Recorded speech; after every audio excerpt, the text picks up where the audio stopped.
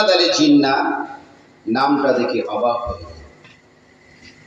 বিগত কয়েক বছর আগে গোটা বিশ্বের শ্রেষ্ঠ মানব হিসাবে একটা বই রচনা হলো। বইটার নাম হলো দ্য গ্রেট হান্টিং।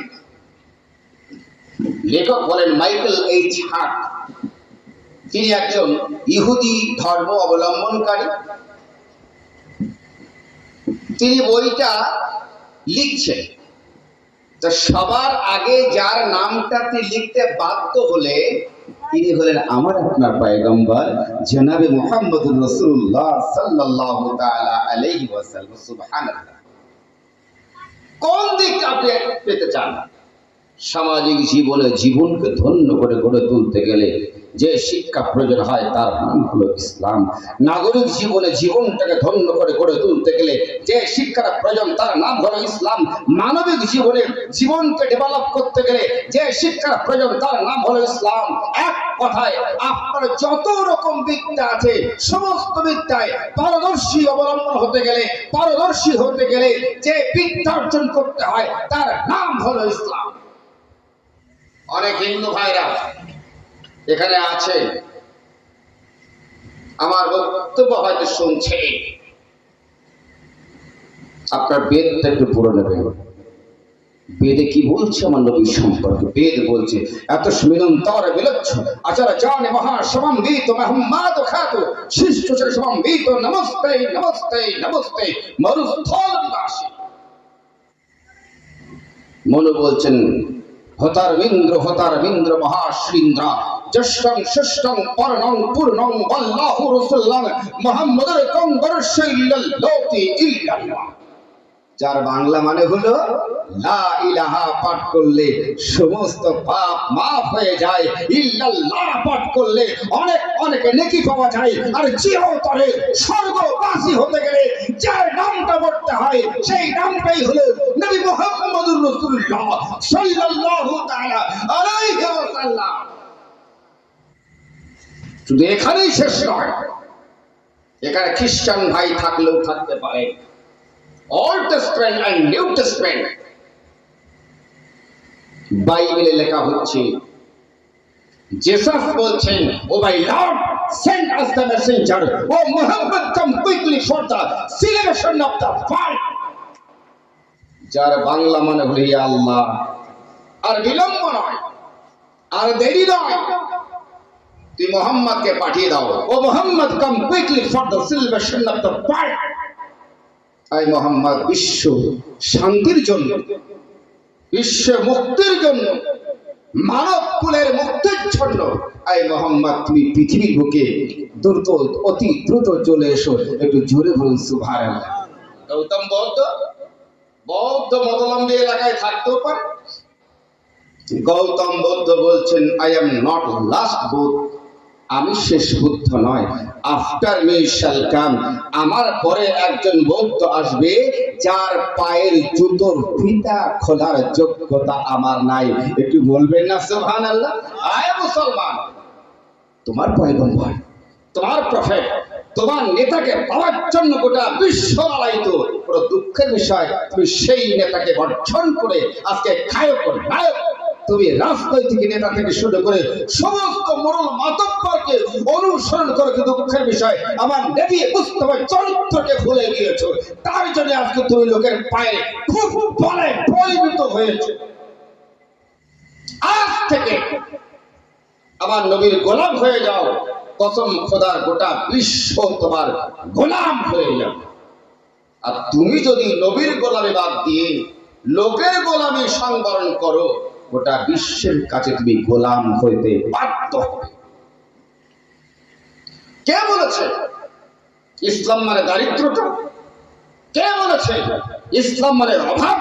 কে বলেছে ইসলাম মানে পেটে পাথর বেঁধে থাকা? একটা হাদিস মনে পড়ে গেল, হযরত আবু হুরায়রা রাদিয়াল্লাহু তাআলা আনহু, when he was a student, যখন ইনি ছাত্র ছিলেন তখন তার এতটা দারিদ্রতা, এতটা অভাব, মানুষের বাড়িতে জায়গির থাকতেন। যেমন এই এলাকার মাদ্রাসা, আচিনতলা মাদ্রাসা, মোথাবাড়ি মাদ্রাসা, ভারিয়াপুর মাদ্রাসা আছে না, বিভিন্ন অরফান, এতিম অসহায় অনাথ ছেলেরা লোকের বাড়িতে খেয়ে খেয়ে পড়াশোনা করে। তো আবু হুরায়রা রাদিয়াল্লাহু তাআলা আনহু দারিদ্রতা এতটাই ছিল, অর্থনৈতিক কাঠামো এতটা মজবুত নয়, দুর্বল ছিল, তিনি লোকের বাড়িতে জায়গির থাকতে বাধ্য হতেন।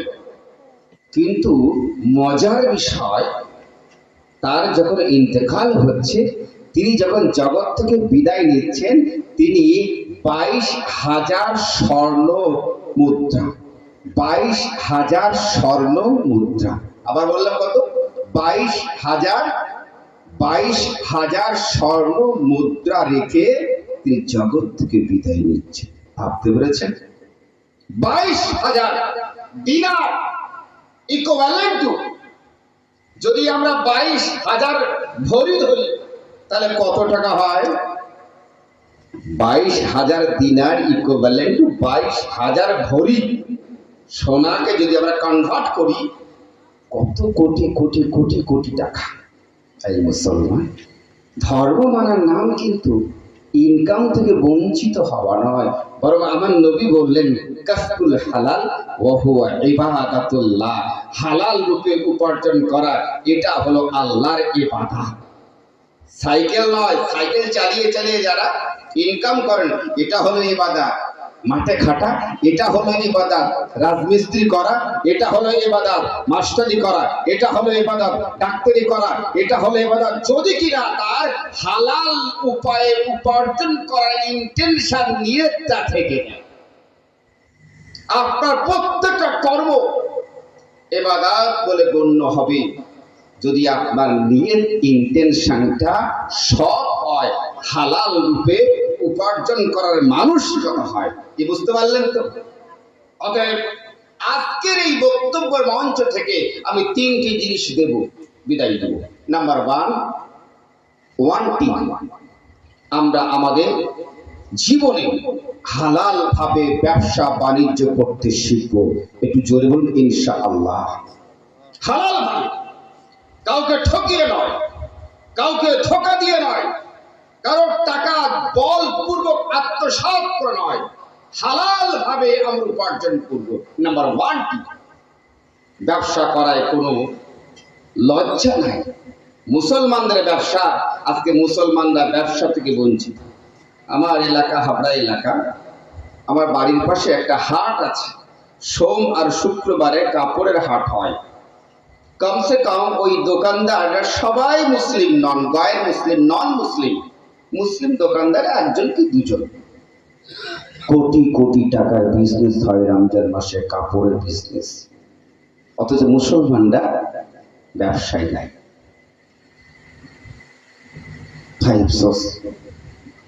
নবী নিজে ব্যবসা করেছেন, আজ মুসলিমদের মধ্যে ব্যবসা করার প্রবণতাই নেই।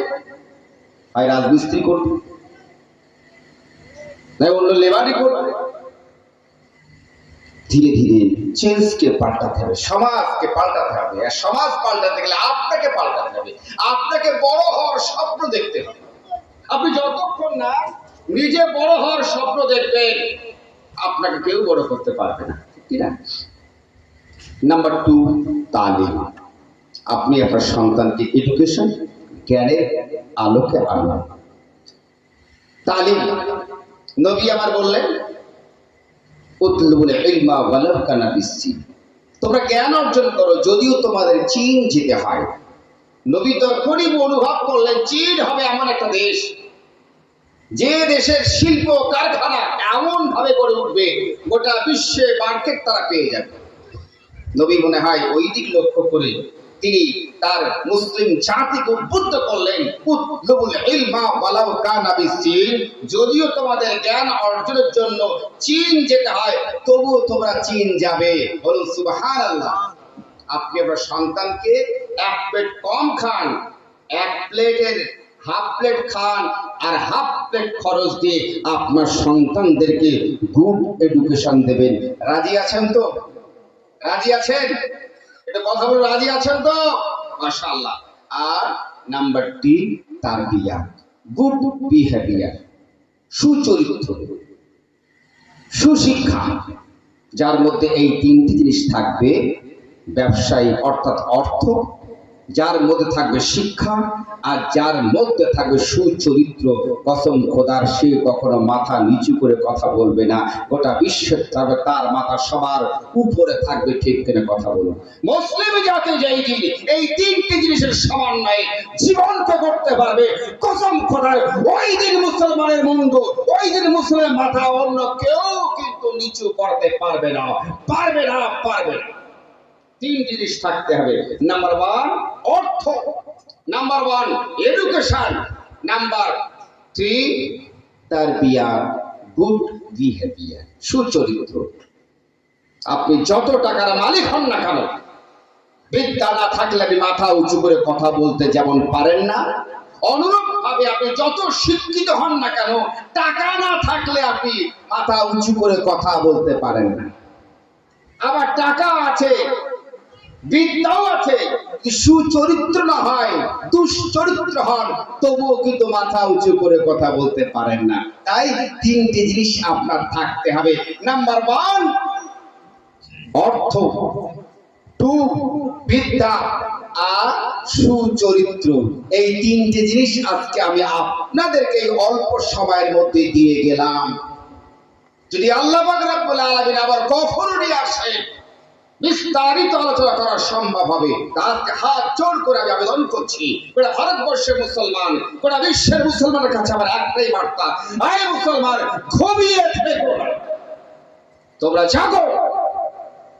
মন্দির ভেঙে নয়, গির্জা ভেঙে নয়, চার্চ ভেঙে নয়, তোমার স্বপ্ন পূরণের জন্য তোমাকে নিজেকেই গড়ে তুলতে হবে। 1992 খ্রিস্টাব্দে ভারতবর্ষের ঐতিহ্য গর্ব আপনি ভেঙে দেওয়া হয়েছিল। 2024-এর 22শে জানুয়ারি অযোধ্যায় রাম মন্দির নির্মাণ হয়েছে, প্রতিষ্ঠিত হয়েছে। বিচার আমরা করিনি, আমরা ভাঙতে যাইনি। শুনেছেন তো, বিজেপি সরকার বহু জায়গায় ভোট অনেক পেতে পারে, কিন্তু খোদ অযোধ্যাতে পরাজিত হয়েছে। এখানে অনেক হিন্দু ভাইরা থাকতে পারে, আমার কথাগুলো নিরপেক্ষ দৃষ্টিকোণ থেকে মূল্যায়ন করবেন।